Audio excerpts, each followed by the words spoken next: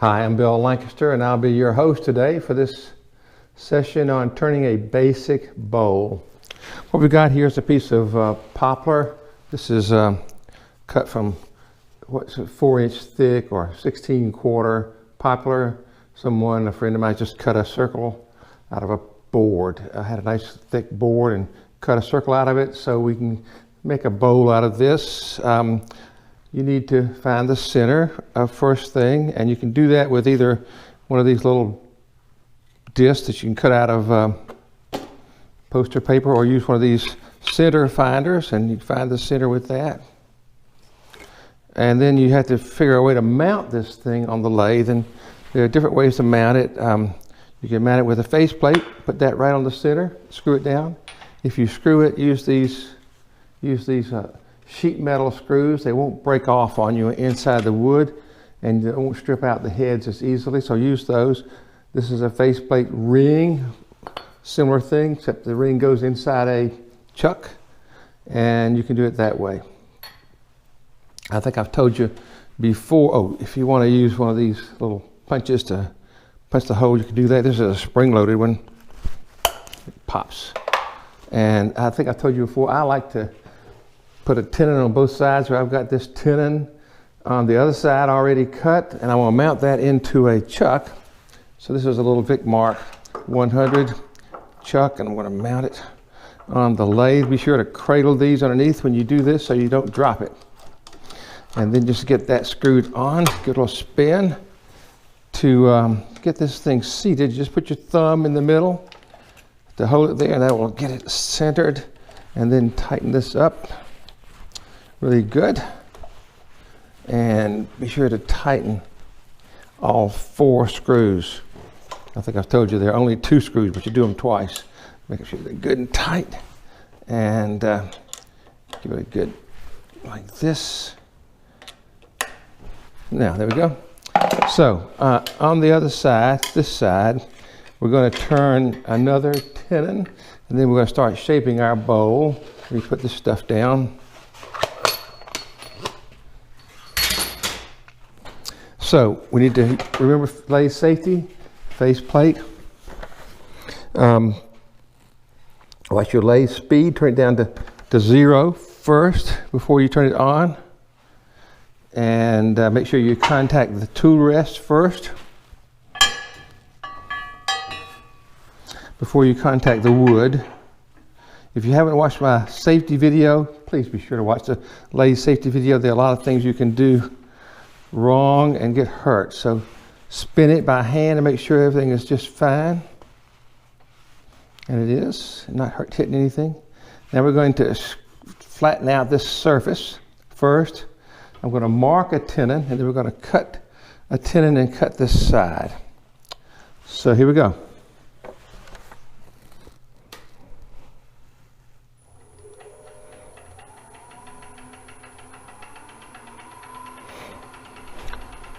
That's not real fast. That's probably about 600 RPM. Flatten out the side.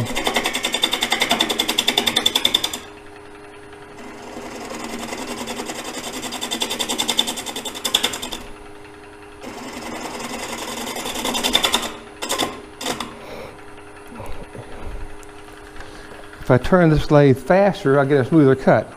You'll see this one has some ridges in it. You see the ridges across there? If I turn this faster, it'll get a nice smoother cut. I'll show you.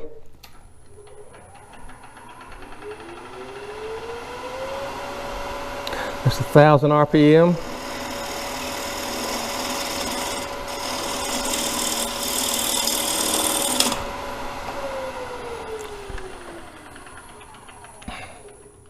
That takes those little ridges out. You'll notice how that is. It's just more RPMs. You get more turns per cut with the knife. Also notice I'm not just sitting here putting my hands back. I'm anchoring the gouge against my side, and I'm rocking backwards like this. Rocking the whole body back. The hands are not that good at guiding this thing. The body's much better. So it's like a golf swing. Use your big muscles. Do this. Now, I'm going to mark a tenon on the bottom because I like to put tenons on both sides. This is going to be about a 2 1/4 tenon. So the radius of 2 1/4 is going to be 1 1/8.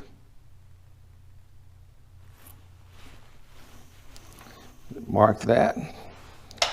Just double check it.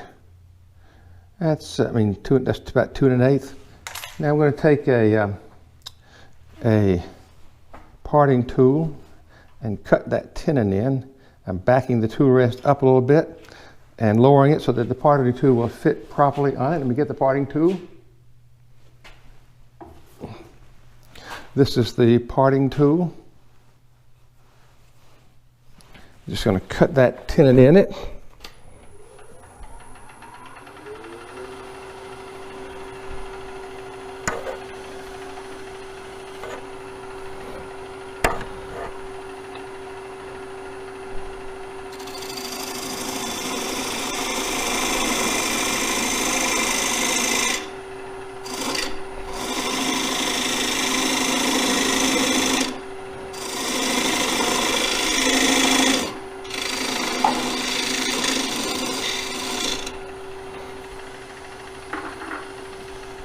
This is a little narrow skew I use, and I like to make a little dovetail on the side of that tenon and then flatten the bottom. It's very important to do both those things.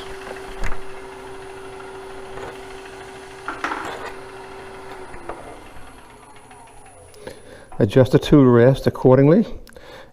The skew is, we use it on the side like this. So you don't want it to be, you want to cut along the center line like that.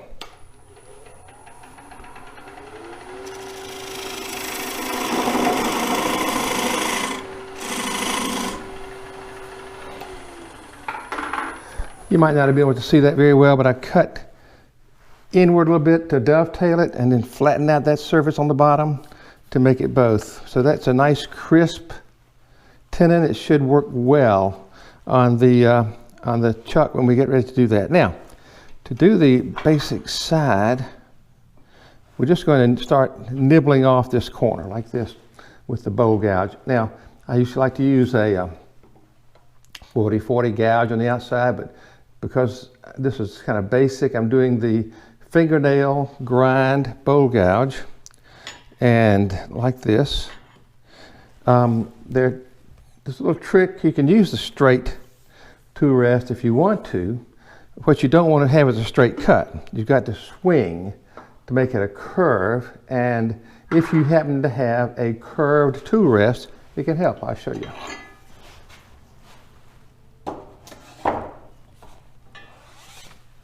I've been doing this about 5 years, so I've accumulated a bunch of stuff. This is a one-way tool rest. I'm going to set it kind of like I want to have that curve to be done. It's sort of rough that way. Now, take the bowl gouge. I'm going to get this tailstock out of the way. I don't want to hit my elbow in it. So back this thing up, get that thing off. Take the tailstock back. Now, what I want to do is come in like this. This is the bevel, and it's going to cut along that bevel. It's going to cut in the direction of that bevel. So you have to point the bevel where you want the cut to go. That means this handle is way out here, and the bevel is pointed the right way. Let me just tilt this thing down a little bit so you can see better. I think maybe that'll do it. Now, we're going to just start shaping this thing. You don't have to make this side round. It's roughly round now, but it's going to become round as you turn it. And it's even if this were a rough piece like I've shown you before with the half logs, it will become round as you turn it. So we're just going to leave it alone and let it become round as we go. We're going to have to start out, we're going to do our practice cuts as we go. So we're going to do practice going in like this, but I'll have to turn it like this to come across the bottom because that's pretty flat. And then we're going to swing up the side. I'm going to start and then we're going to pause and I need to tell you a few things about this cut.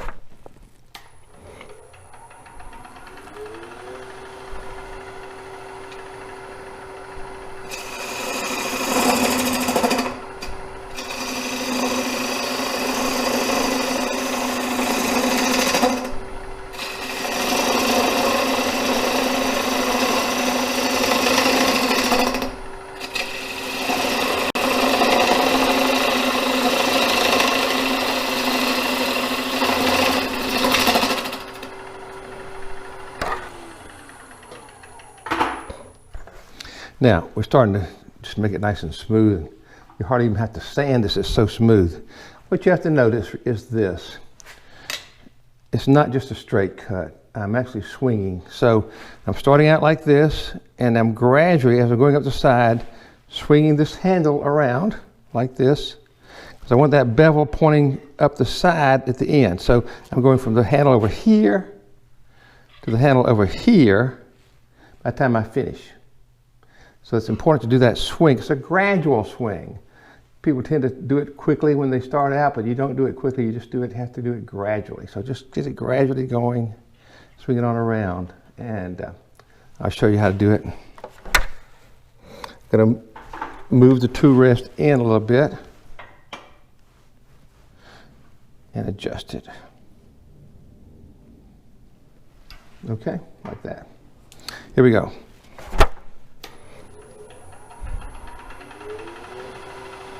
I'm turning it at 700 RPM if you want to know.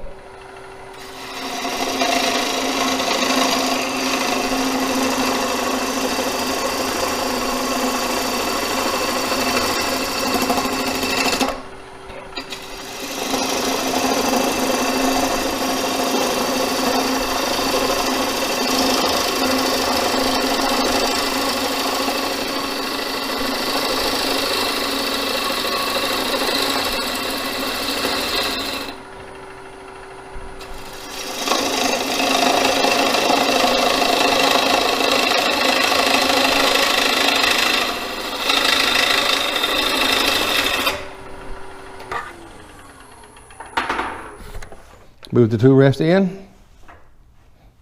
I'm starting to get a curve. It's nice and smooth. This has got to come down flat with the bottom, so I'm going to take it on down.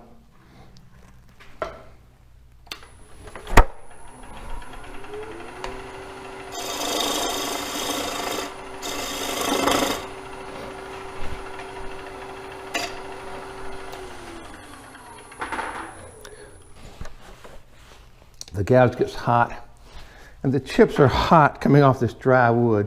I'm gonna get a glove. You can use a glove for this to protect your hand from the hot chips, but cut the fingers out like this. This is a glove. I bought a cheap thing, it's leather, but I cut the fingers out, I cut the cuff off. You don't want anything catching in this lathe, so be sure to watch my safety video as I have said. So here we go. Do this again.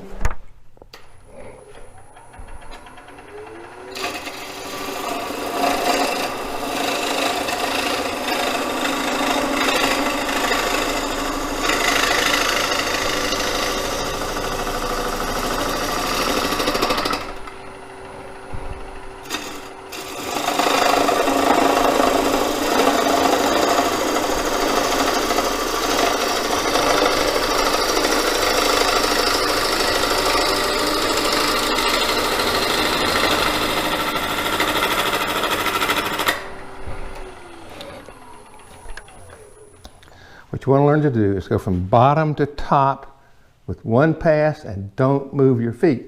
The way you do that is you position yourself for the end of the cut, and you reach back and you do the beginning.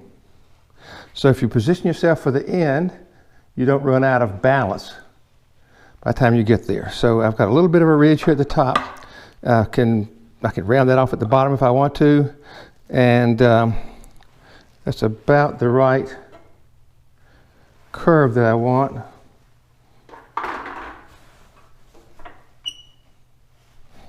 Okay, let's go for this.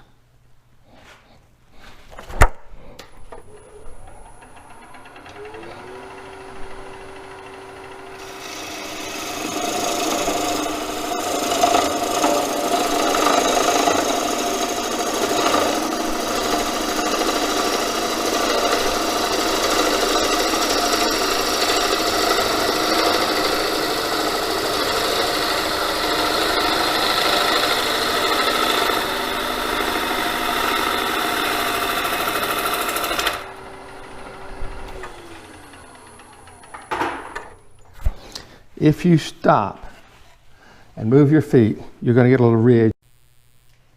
Okay, I ran out of battery on that first part of the turning, although it was at a convenient time. So we're back, and I'm just going to turn this around, and we're going to do the inside of it. So what we do is first take it off the chuck. Don't need the rounded toolbar anymore. We're going to put it away. Take the blank out of the chuck. Turn it around. You'll see I've got a tenon in that side that I used to mount it with in the first place. Thumb in the center, push, tighten it on the tenon. I've measured the chuck to make sure I've got the right size tenon, and I've got a range from 1.8 to 2 3/4 on this particular Vic Mark 100. Tighten all 4. Now this is a pretty neat trick. We're going to do a little thing to save us some time, and we're going to drill out the center part. So I've got this great big Freud Forstner bit in what's this called a Jacob's chuck, and it fits in the tailstock with a number 2 Morse taper. This happens to be number 2. Goes right in there. Get it seated. Now, before we do that, we got to mark how far in we want to go. So I'm looking at the sighting across the bit at the bottom, and I want it to be at about the depth that I want it. So you can always take more off. You can't put it back. So that's going to be almost the entire up to this the mouth of the Jacob's chuck.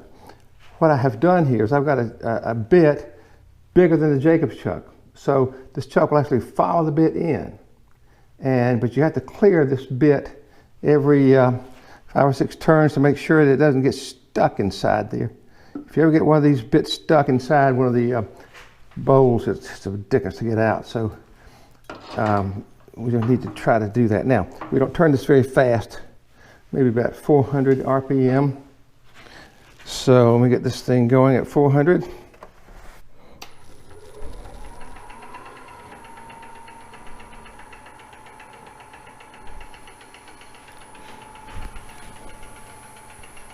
Okay, here we go.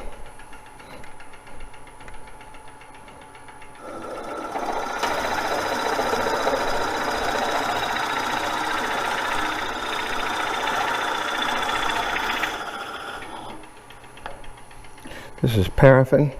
I'm lubricating it a little bit with paraffin. 1, 2, 3, 4, 5, and out and clear it. Lubricate it. In. Out and lubricate it. In. Out and lubricate it. In. Out and lubricate it. I'm sighting along here to try to make sure I don't go too deep. In. Out and clear it. And one more.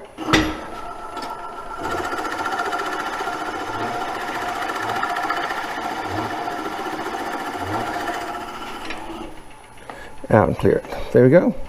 Now, you'll see we've got a nice hole in the middle that takes out a lot of the wood and kind of gets us going on hollowing out this center part. We've got a fuzzy edge here. So when I start, I'm going to take off that little fuzzy edge, and then we're going to show you how to cut the inside. Get this thing out. I don't want to hit my elbow against it. Now, I'm using the same bowl gouge I had before. Get my straight, you can use a straight tool rest like this. You can also use a J-shaped tool rest. This is the robust J-shaped. These are great tool rests. They have a hardened steel rim on them like this. And you can stick that down inside your bowl and do the inside of it if you want to. So that's a good feature and a good thing to have if you want it. Now, and this just costs money. Okay, here we go. All right, let's get this thing going a little bit faster and take the fuzzy off.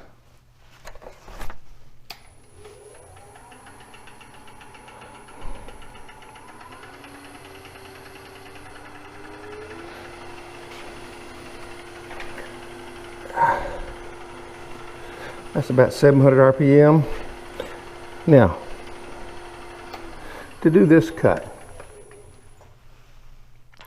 you want the bevel going in, and the grains are going this way. I'm going to go down grain, which means I'm going in like this. On the outside, we came the other way, from the inside out.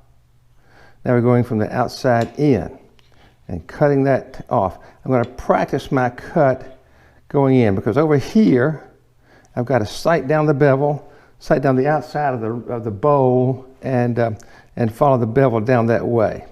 And we have a couple of tricks to show you that will help you do that. So let's just start turning the inside like this.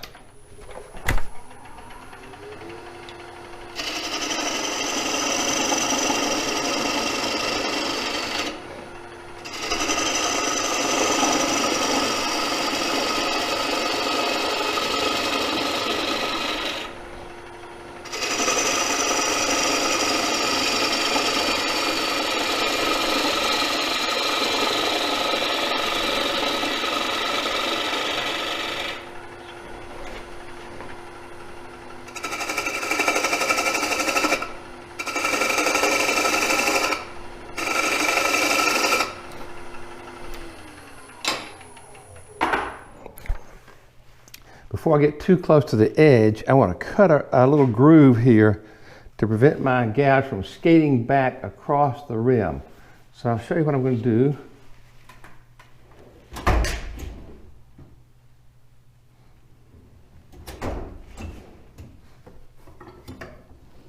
I've got a little narrow parting tool here, like that. I'm going to put a little groove in about where I want that rim to end, right there.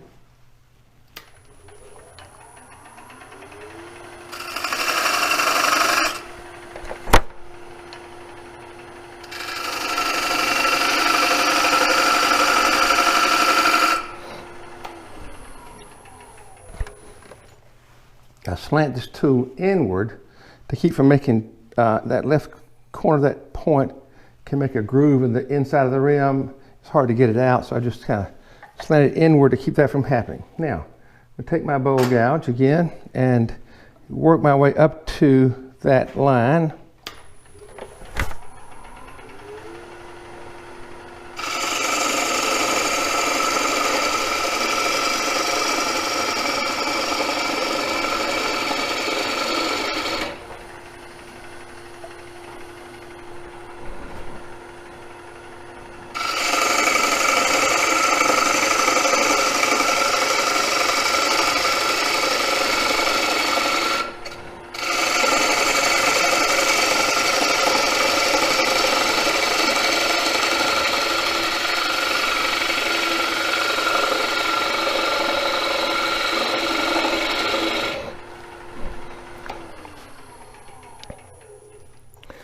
This gouge feels like it's getting a little bit dull. I'm going to swap out to a different one.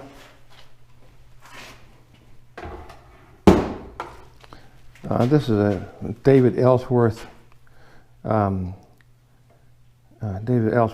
signature gouge, my favorite gouge, and you can do everything with this right on down to the bottom of the bowl. I'll show you a couple of ways of doing this, but we're going to smooth out this side here, and before we go in too deep, we've got to make the form the rim the way it's going to be finally. If we take away this inner wood here, we're going to lose the support. The rim is going to vibrate on us, and we'll get chatter marks. Hard to get those chatter marks out. So I'm going to make the rim about the way I want it to be in the end. It's going to be a very simple, straightforward rim, right across, but smoother than that, because I'm going to be making a lid for this bowl later. So there we go. Just try to get this thing square across.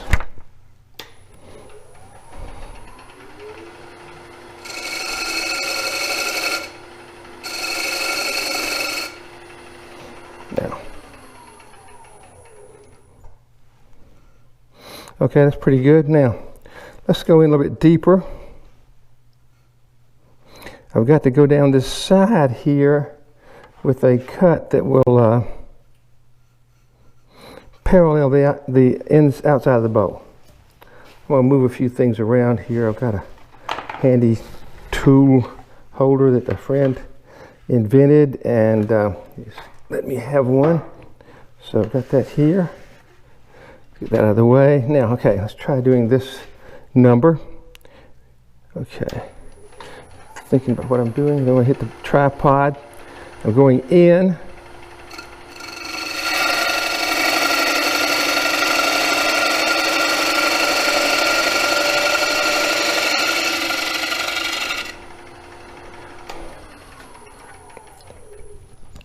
I'm sighting down the outside and watching my bevel and the cut on the inside.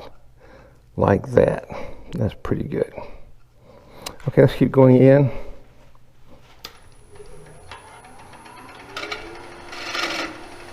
Well, my tripod is hitting the gouge hitting the tripod. Rather, let me get another one.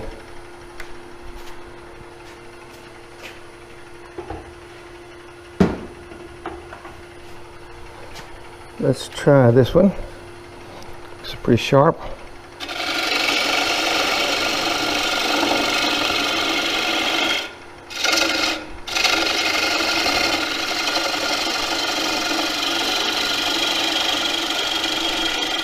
You will learn as you do this the angle of the cutting edge and the openness or closeness, how it make a big difference. This is completely open, it's very aggressive. That's closed, it's not aggressive. So we're going to do a little bit open.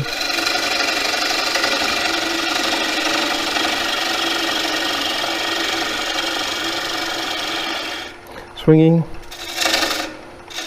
skating on me.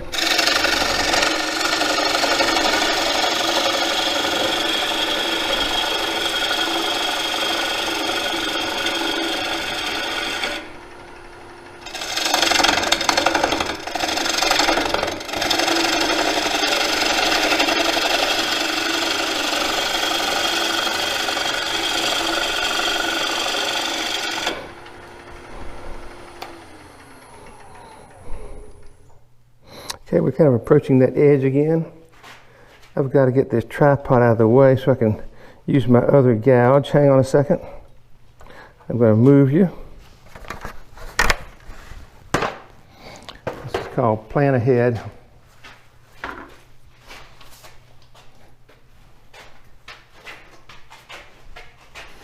Back up a little bit.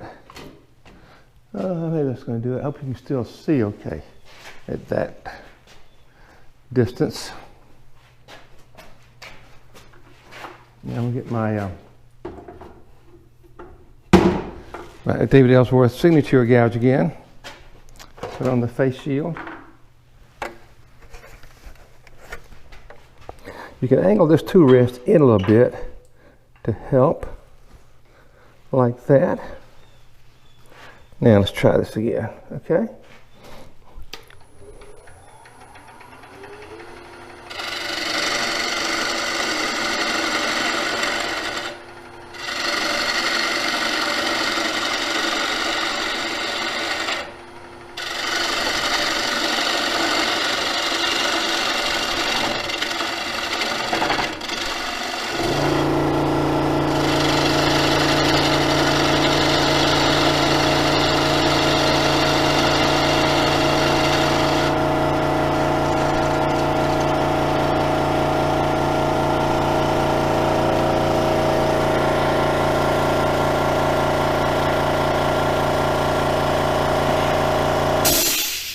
That noise you just heard is my air compressor, so sorry about that.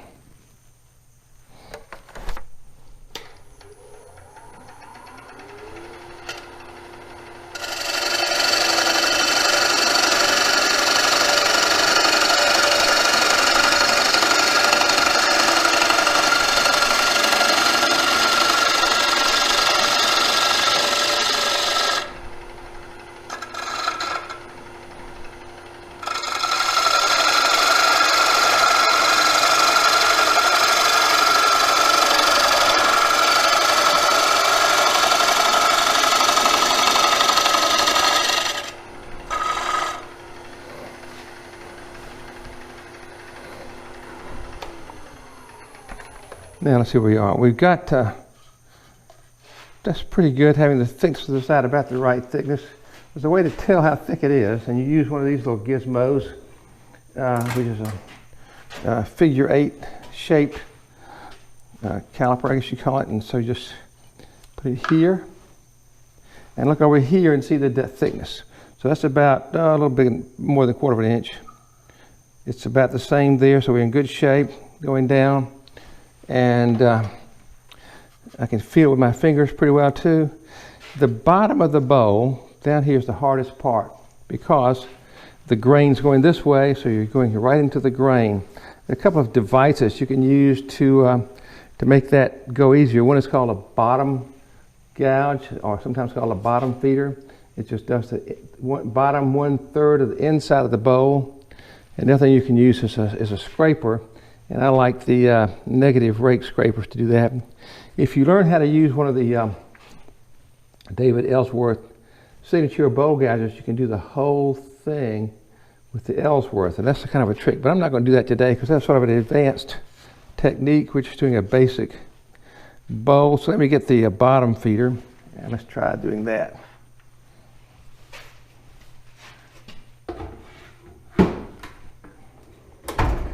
The bottom feeder is has a pretty blunt tip on it. I'm going to show it to you. This is the bottom feeder, and you'll see it's just at a 50-degree angle this way. It's fairly blunt. It's not fingernail ground. It's just ground around and around it like that. This is a rounded flute, not the usual kind of elliptical or parabolic that the fingernail gouges are made from. And we're going to catch that edge and go to the center. Push down on the tool rest, in with the gouge like that. Okay, here we go.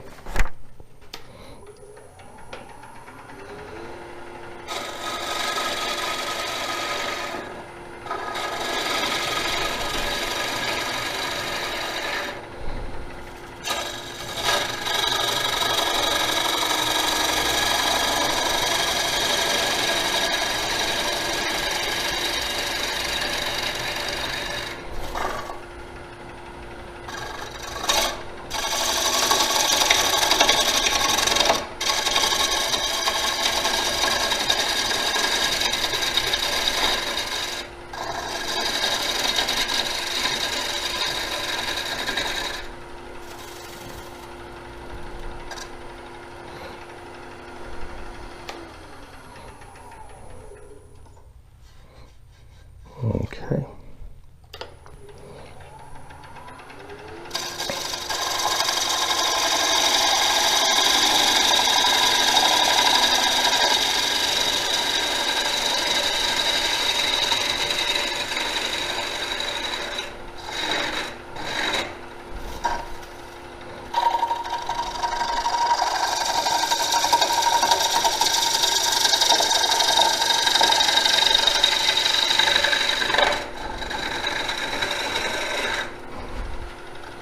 Where the center of the gouge to go to the center of the bowl, I've left myself a little extra down there so I can go a little deeper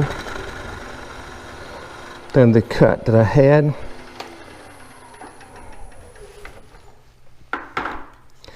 So let's see how we got it here. Take the air pressure, blow it out. Should be using a mask.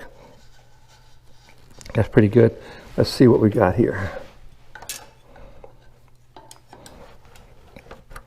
Okay, now I'm going to go down in deeper, and we're getting a little thicker right there, and pretty thick at the bottom. This wood is dry, so I'm not too worried about it being thick. I just want it to be smooth, and I've got a little nib down there at the very bottom. I don't want to have just light on it. Better. I can take that out with sandpaper. I can try to get it with the with one of the gouges. I've got a negative rake scraper. I want to show you that too because I really like these negative rakes. I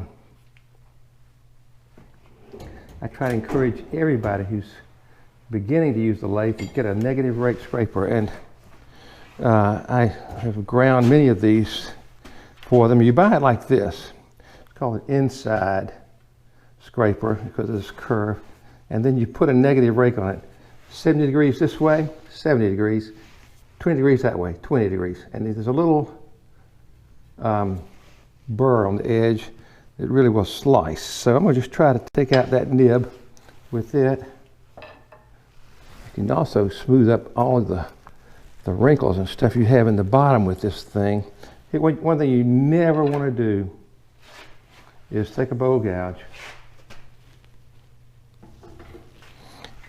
Never put a bowl gouge like this inside it. It's a surefire formula for shattering the bowl. Because if you get a catch, and you will, it'll just split that thing apart and you'll have pieces of bowl flying everywhere and your whole project is ruined. So don't do that. I've got a little chisel mark there. I'll try to take it out with a scraper. The scraper would be fine, or sandpaper, but not this gouge like that. Once you finish the rim, remember, don't go back to the rim with a gouge because it can chatter on you. So we're going to try to do that with a negative rake scraper.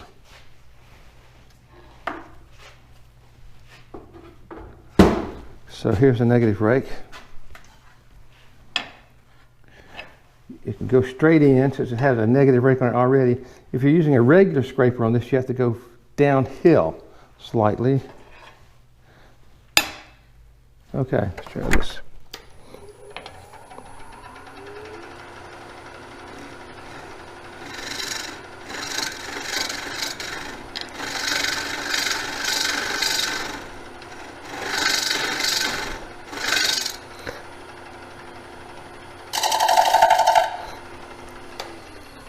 When you get that singing noise, singing noise in the bowl, it means it's vibrating on you, and that's when you're getting the chatter mark. So just have to watch out for that. Don't do it.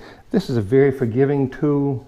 You can stick it right in there and cut away. It's really helpful to do that. So that's about good enough to start working with sandpaper on it. I'll just show you a little bit about the sanding process. There's two different types of sanding to do on this, one on the outside, one on the inside.